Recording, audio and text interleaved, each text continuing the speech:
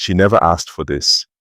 No name, no voice, no home, just eyes that saw things others feared. They said she was cursed because whenever she touched someone, their pain stopped. But when a billionaire's daughter forgot how to speak for 3 straight years, and the world gave up, she walked in, no shoes, no plan, no proof, just a whisper, "I can help her." Was it madness or mercy? Because sometimes the miracle does not knock, it just shows up, uninvited, and when it speaks, you listen. This is not a story about medicine. This is a story about what the world fears most. A girl who was chosen first, but understood last. The mansion was a fortress of silence, white walls, glass floors, imported chandeliers that never seemed to swing, even when the wind outside roared. Somewhere beyond those walls, buried beneath years of unanswered questions, sat a girl who had not spoken a word in 3 years. Zara had once been the loudest child in any room. She sang in elevators, danced down grocery aisles. She asked questions no one could answer, about God, about stars, about why her mother's hands always felt cold.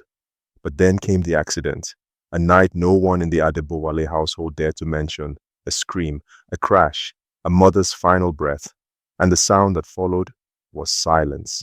She did not scream. She did not cry. She simply closed her mouth and never opened it again. Doctors came from every continent, neurologists from Zurich, trauma therapists from Cape Town, speech pathologists from Johns Hopkins. They ran tests, scanned her brain, showed her cards with smiling faces. Nobody could break the quiet. It wasn't physical, they said. Her vocal cords were fine. Her hearing was intact. Her muscles worked. But the girl's voice had vanished into some emotional graveyard no X-ray could reach. Her father, Adebowale, known to the world as the Iron Man of Lagos Tech, tried everything. He had conquered industries, rewritten software laws, even launched satellites, but he could not find the code that unlocked his daughter's silence. And so he built her a soundproof world. Her bedroom was the size of a small house, filled with things that made noise in case she ever wanted to hear joy again. A music wall with every genre, a grand piano she never touched, speakers in the ceiling that played birdsong each morning.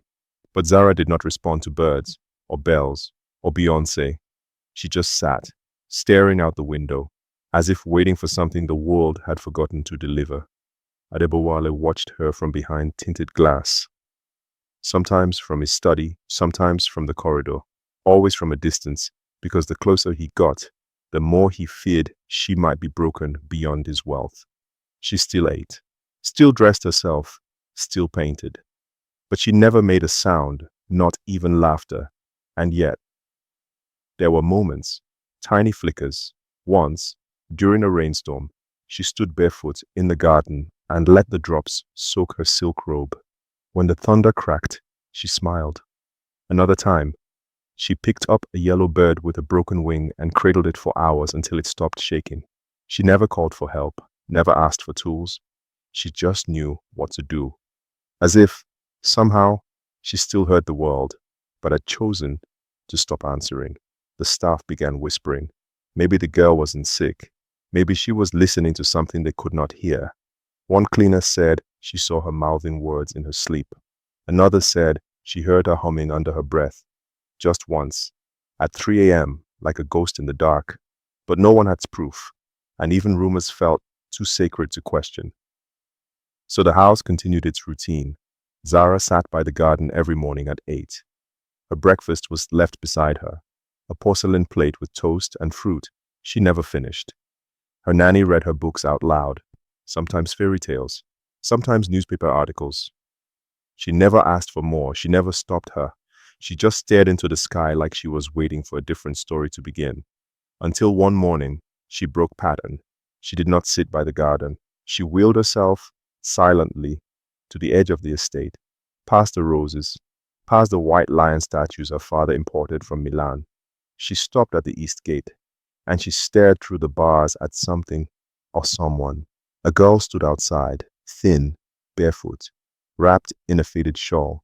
Her skin looked like she had not bathed in days. Her hair was undone, but her eyes were alive, not with hunger, not with pain, but with something older, deeper, like memory or prophecy. Zara did not speak, but she did something she had not done in years. She blinked, once, twice. Then she reached for the signboard on her lap, the one her therapist had given her to help her communicate years ago. She turned it around and traced one word with her fingertip. Stay. The guards saw it, thought it was random. They waved the girl away. But Zara kept staring. And somewhere inside the house, Adebowale felt a chill he could not explain, as if the silence had started to move. Elika was born beneath a screaming sky. The midwife who delivered her would later say the thunder had rolled before her first breath, that the wind knocked over the kerosene lamp as she arrived, that for a moment they all stood in darkness, listening to the newborn's silence. And then, suddenly, her eyes opened, wide, unblinking, and the flame flickered back to life. People called it coincidence, others called it a sign. But in that mountain village, high above the noise of cities and reason, it was enough to spark a whisper that this child was not normal, that this child had come from somewhere else. Elika did not speak for the first 4 years of her life, not one word, not even a cry. But animals came to her. Birds sat on her shoulder. A fox once licked a wound on her hand and slept beside her until it healed. She could feel when others were in pain, sometimes without touching them. She once walked up to a coughing stranger at the village well, placed her small palm on their back, and within moments, the wheeze stopped. The fever fell. The person cried. Elika just blinked, as if it had nothing to do with her. Her parents died in a fire when she was 5. They said it was lightning. They said it struck the roof without warning.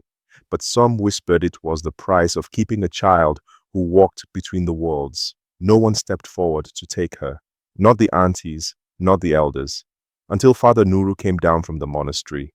He did not speak much, but he looked into Elika's eyes, nodded once, and said, "She has been seen." And so she was raised in silence among monks who prayed more than they spoke, who chanted before sunrise and walked barefoot to collect herbs, who taught her that healing did not come from power but presence, that words were useless if your spirit was not listening, that some people carried songs inside them and others were sent to remind the world how to sing. By age 7, Elika could feel energy moving in a room before people entered. She could place her hand above a cracked bowl and know if the person who owned it had been sick or sad or dying. She never bragged, never asked why. She only observed, absorbed, accepted. But gifts, when misunderstood, become curses. By age 10, villagers began accusing her. A boy she helped walk again later fell into a river. They blamed her.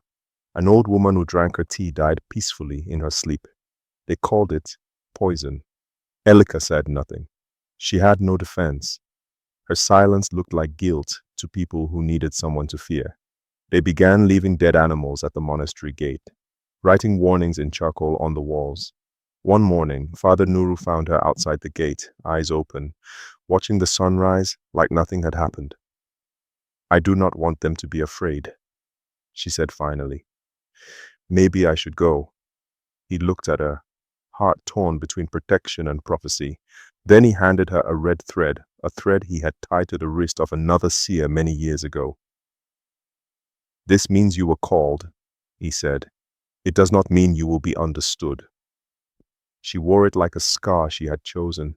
At 14, her visions grew stronger. They no longer came at night in dreams. They came in daylight, while cooking, while walking, while brushing a goat, a flash, a face, a place she had never seen, a man weeping over a girl in white, a city with towers that glowed, a house with golden lights, and always the girl in the chair, eyes that did not blink, lips that did not move, but something between them, a knowing. It started small. She began waking with names in her mouth, places, sounds she did not recognize but felt drawn to. The monks grew concerned. She stopped eating, stopped sleeping. One night, She walked barefoot into the woods and stood there for hours, whispering to a tree. Then, on the night of the eclipse, it happened. She saw a woman dressed in ash and gold, walking through fire. A voice boomed inside her, not around her, inside. It did not speak in words, it spoke in pull, in breath, in vibration. Go, it said. You are remembered. She packed nothing. She carried nothing. Only the red thread, still tied, still tight, and a folded cloth with the name Zara sewn into the hem, though she did not remember putting it there. She left before dawn. The monks did not stop her. As she walked down the mountain, the wind was still. The birds watched her go. The village stayed asleep. Even the dogs, who always barked, stayed silent. She did not look back. It was not a choice. It was a calling. And for the first time in her life, she would step into a world built entirely on sound, carrying with her only the silence that could shatter it. The security cameras caught her first, a speck in the distance, walking barefoot on burning concrete. No ID, no bag, no expression, just a thin girl wrapped in a loose shawl, the color of river dust. She did not move like someone lost. She moved like someone sent. Inside the security room, one of the guards sat forward. Oga, someone's walking toward the compound. The man beside him barely glanced up. Probably another beggar. The first guard leaned closer to the monitor.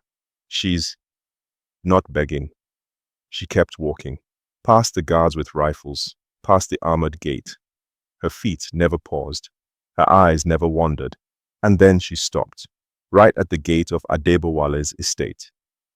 The driver saw her from the balcony, squinting into the afternoon light. She looked about 14, maybe younger, skin dark, from sun and dust.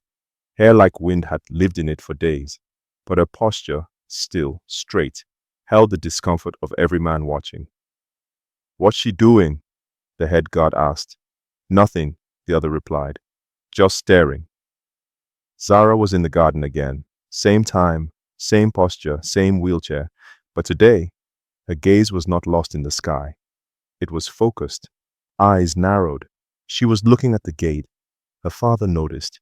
From his office window, high above the garden, he followed her line of sight and saw the girl, the stranger. The silence between them was almost magnetic. He pressed the intercom. Who is that at my gate? Unknown, sir. Has she said anything? No, sir, not a word. He watched as Zara shifted forward in her wheelchair, a hand reaching for her lapboard, fingers brushing the edge. Then slowly, she raised the board and pressed her index finger to the surface. One word. Stay.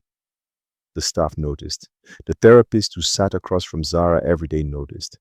The housemaid who brought her juice noticed. Zara had not written anything in weeks, but now she had. The billionaire stared at the screen. Do not open the gate, he said finally, but do not move her either. Let's see how long she stays. An hour passed, then two. Elika did not speak. She did not knock. She simply stood, letting the wind tug her shawl sideways. Her feet ached. Her mouth was dry. But something told her, this is the place. This is where the voice led you. She could feel something beyond the iron gate, a frequency, a pull, like memory knocking on bone. Behind the glass walls of the estate, curiosity bloomed like disease. She must be one of those Lagos mad girls, the head chef said. No, whispered the housekeeper. Her eyes. Did you see her eyes? By sunset, the news had reached every corner of the house. Zara had written again, this time 3 words. She knows me.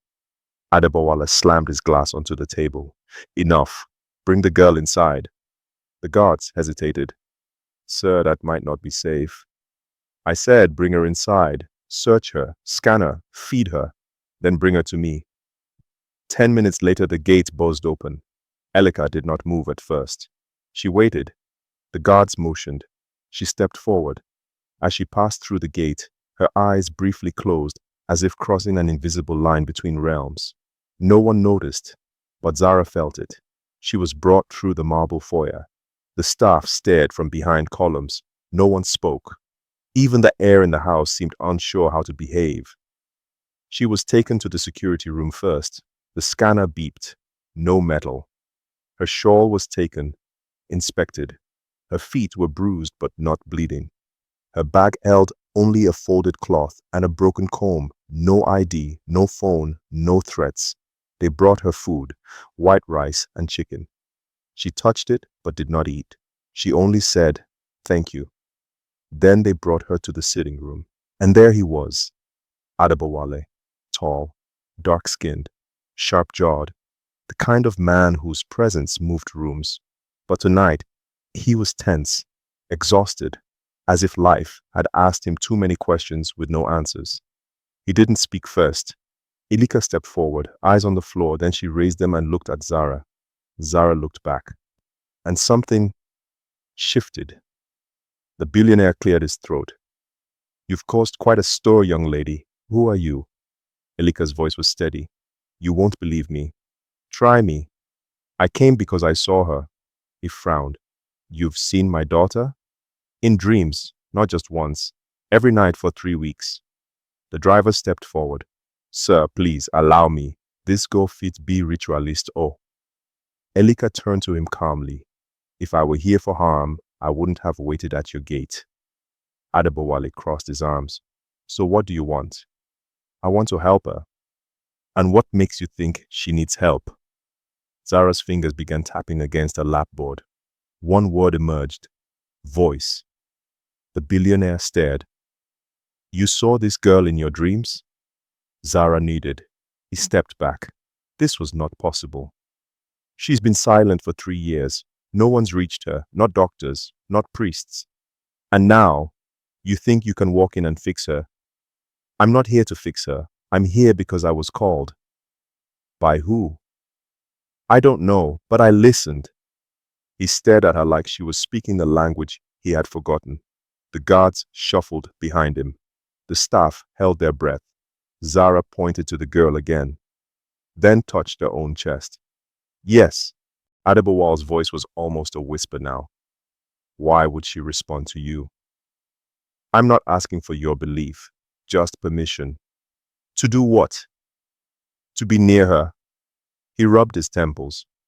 Everything about this felt wrong, dangerous, yet his daughter, who had not shown emotion in years, was now fully alert, staring, engaged. He looked at Elika again. "One night, that's all. You sleep in the guest quarters. And if anything changes, anything, we end this." She nodded once. "That's all I'd need." They led her to a guest room 3 doors down from Zara's. She didn't sleep that night. She sat by the window, looking at the moonlight bend across the garden. Zara didn't sleep either. She wheeled herself into the hallway at 2 a.m., stopped outside Elika's room, and just sat. When the girl opened the door and stepped out, they said nothing. They walked together, silent, barefoot, into the garden. The guards watched from the windows, but did not interfere. Elika knelt by the fountain, placed her palm flat on the water, closed her eyes. The water stilled. Zara stepped beside her. She reached out and touched Elika's hand. In that moment, neither girl moved, but both heard something. Not sound, not thought, but something, a rhythm, a yes. The morning began with footsteps, not Zara's, but the maid's. They moved quieter now, like the floor beneath them might tell a secret. Even their laughter had thinned. The mansion felt like it was holding its breath, unsure whether to rejoice or retreat. In the hallway, Adebowale stood with a black coffee he never drank. His eyes were swollen from a night without sleep. His phone buzzed twice. He ignored it. Another day of missed board meetings, another day watching a miracle crawl slowly through his home. Zara had eaten a full breakfast, toast, papaya and juice. She spoke 6 sentences. She smiled. She asked about her old music teacher, the one who moved to Ghana. Her father nodded, trying not to cry. But still, she had not moved her legs. They lay beneath her blanket like they had for 3 years, silent, waiting, warm, yes, responsive maybe, but still. He turned to the doctor, who stood with folded arms. She's improving. You can't deny that. The doctor nodded slowly. Yes, sir, but is it medical or psychological? She's alive. She was always alive, sir. We're just now hearing her soul again. And that's not enough for you? The doctor sighed. I've seen placebo, prayer, pressure. Miracles only last if they're rooted in truth. Maybe this is truth. Then let it walk. The word stung, but Adebowale said nothing. Downstairs, Alika sat at the far edge of the garden, beneath the jacaranda tree. Her hands were pressed to the soil, her shawl soaked with morning dew. She had not spoken since dawn, but the wind had changed direction 3 times in 10 minutes, and the birds kept circling her like they had questions. She felt it again, that pull beneath her skin, the vibration in her bones. Something in the house was waking up.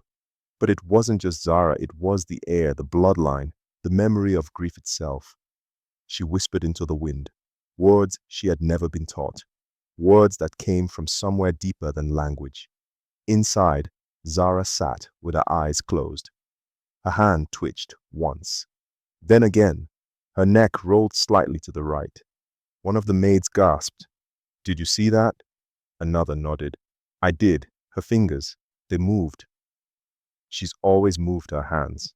No, this was different. Her father entered just as Zara whispered, My legs feel like water. He froze. What do you mean? They're not heavy anymore. He dropped to his knees, his hand reaching for her calf.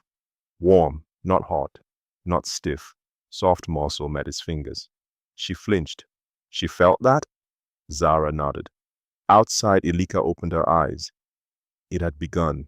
She walked to the fountain, dipped her hands into the cold water, and let the chills settle deep into her spine. She didn't cry. She didn't pray. She just stood there, quiet, listening. Inside the house, faith fought fear. The guards had started whispering again. I heard her chanting this morning. She sleeps with her eyes open, they say. Baba Lawal called. He said the root she gave grows in burial soil. What if it's not healing her? What if it's binding her? I still don't trust her. She talks like a ghost. The rumors spread like smoke. By evening, Adebowale called Elika into his study. He didn't raise his voice. He didn't accuse. He just asked one question. Is my daughter safe? Elika looked at him calmly. Yes. Then why does everyone around me look afraid? Because they've never seen faith unwrapped. What does that mean? Most people love faith when it wears a suit and speaks English, when it smells like a sermon and sounds like a TED talk. But when it comes barefoot, quiet, strange, they call it dangerous. He swallowed hard. And you? I came barefoot. He looked at her for a long time, like a man staring into a mirror he had avoided for years. Finally, he said, Tell me something real. Elika stepped forward. 3 years ago, she locked herself in because the world got too loud. Not her ears, her soul. She needed silence, not science, not sermons. Silence. A space to forget pain long enough to want joy again. That's what I brought. He leaned back in his chair. His voice was quieter now. And when will she walk? When she remembers how. That's not an answer. Yes, it is. And with that, she turned and left. That night, Zara had another dream. She was in the middle of a field made of mirrors. Every reflection was her, some broken, some silent, some screaming. And standing at the center of them all was Elika, her eyes glowing soft blue, hand extended. Pick the one you're ready to become, she whispered. Zara chose the one that was standing, and when she woke up, her sheets were damp with sweat. The mansion stirred. The housekeeper dropped her tray. The doctor ran upstairs. Elika opened her eyes before the guards knocked. Because something had just woken up. The birds did not chirp that morning. The mansion was too still, as if time itself had chosen to wait. Somewhere in the east wing, sunlight bled through silk curtains and fell across a sleeping face. Zara, half turned, breathing shallow. A droplet of sweat rolled down her temple. Her fingers clenched the edge of her bedsheet. Her chest rose faster than usual. Downstairs, Elika opened her eyes at exactly 7:42 a.m. She had not slept. Not really. Just sat with her knees hugged to her chest near the fountain, listening, not to sounds, but to vibrations, like something deep beneath the floor of this home had stirred and was trying to find its voice again. She stood. Inside, Adebowale stared at his daughter from the hallway. He had been watching her breathe for hours. She looked peaceful, almost weightless, but nothing had moved. Nothing had changed. The miracle was starting to feel like a myth, like a cruel dream with good lighting. He turned to walk away when he heard it. Sheets rustling, a faint gasp. He rushed in. Zara was sitting up, not blinking, not shifting slightly, sitting, fast, purposefully. Her chest rose and fell like she had been running in her sleep. Her hair stuck to her forehead. Her eyes were wild, searching the room as if she had just escaped a storm. He froze. She whispered something. He leaned in, not breathing. I need to stand. His hands trembled. What did you say? She swung her legs over the edge of the bed. He shouted, No, wait, Zara, don't. But she did not wait. She lowered her feet to the cold marble floor. The soles touched, then the heels. Then, slowly, her knees rose, her back lifted, her hands ungripped the bed frame. She stood. Her legs wobbled, ankles swayed like branches in wind, but they held her. He dropped to his knees, hands over his mouth. For the first time in years, he could not find words. She took one step, then another. By the third, the nurse outside screamed. By the fifth, the chef dropped a plate in the kitchen. By the sixth, every single camera in the mansion was recording. Zara walked out of her room barefoot, her nightdress swaying behind her like a flag of resurrection. She turned the corner, one hand against the wall. Then she stepped into the foyer. Every maid gasped. The guards turned toward the noise. Elika stood at the edge of the stairs. Their eyes met. Zara smiled. Elika did not. She just nodded once, as if to say, now go further. Zara stepped toward her, and then, mid-step, she did something no one expected. She spoke, not just a whisper, a full voice, strong, steady, like it had never been gone. She said, Thank you. Gasps. A maid dropped her tray. The head guard crossed himself 3 times. The cook ran into the hall and fainted. Adebowale stumbled forward, tears pouring, knees crashing to marble. You're walking. Zara turned. I'm speaking. He grabbed her, weeping loudly now, holding her like a man gripping time itself. From the corner, Elika turned and walked quietly back into the garden. She did not need applause. She had already heard what mattered. Her voice had returned. The media frenzy began within hours. The security team tried to contain it, but the house was already a volcano of rumors. Someone leaked the footage. A barefoot girl, a billionaire's daughter, a silent healer, and within 3 hours, hashtags trended across 3 countries. They called it a miracle. They called it madness. They called it everything except what it was. Truth. Adebowale called a press conference, but Elika refused to speak. Not because she had no words, but because she had already spoken through what mattered. Healing. Zara, now walking, dressed in a flowing blue gown, stood beside her father as the world leaned in to understand. A reporter asked, What healed you? Medicine? Prayer? Zara replied simply, Presence. The hall went silent. Another asked, What do you call the girl who did this? Zara answered, I call her the voice I forgot I had. Elika sat in the back watching. She felt no pride, only release, like a story that had finally finished telling itself through her. Later that night, Adebowale found her near the garden. The sky was full of stars. He sat beside her. I owe you everything. You owe me nothing. You saved her. Number she saved herself. I just reminded her she could. He looked at her for a long time, then whispered, What do you want? She thought for a moment, then said, I want to go where I am not feared. He nodded. You'll never be feared again. She smiled faintly. I will, but not by the right people. And then she stood. She looked around at the mansions, the pillars, the polished floors, the faces hiding behind windows, and said nothing more, because her work here was done, and something else was waking up, this time in the world.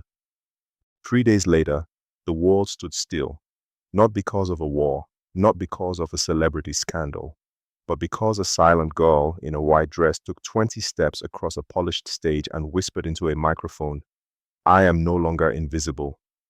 Cameras clicked, flashbulbs popped, voices dropped to whispers. At her side stood Elika, no makeup, no shoes, no jewelry, just presence. Calm, centered, unmoved by the attention now crashing toward her like waves. Beside them, Adebowale addressed the crowd. His voice shook, not with nerves, but with gratitude that had not found words until now. My daughter stopped speaking 3 years ago, he began, and with her silence, I lost more than her voice. I lost my hope. I lost my faith. I lost myself. He paused, then turned slightly. But then this girl arrived, with no shoes, no name anyone knew, no title, no demand, just truth and presence. She came when no one else would. She healed what no one else could. He turned toward Elika fully. She is not a witch. She is not a fraud. She is not dangerous. She is a voice sent to remind us of what we've forgotten. Compassion, stillness, and the courage to believe before we understand. Reporters sat frozen, pens midair. Nobody coughed. Nobody scrolled their phones. Nobody moved. Zara stepped forward. Next. She took the microphone. Most of you knew me as the girl who disappeared inside herself, she said.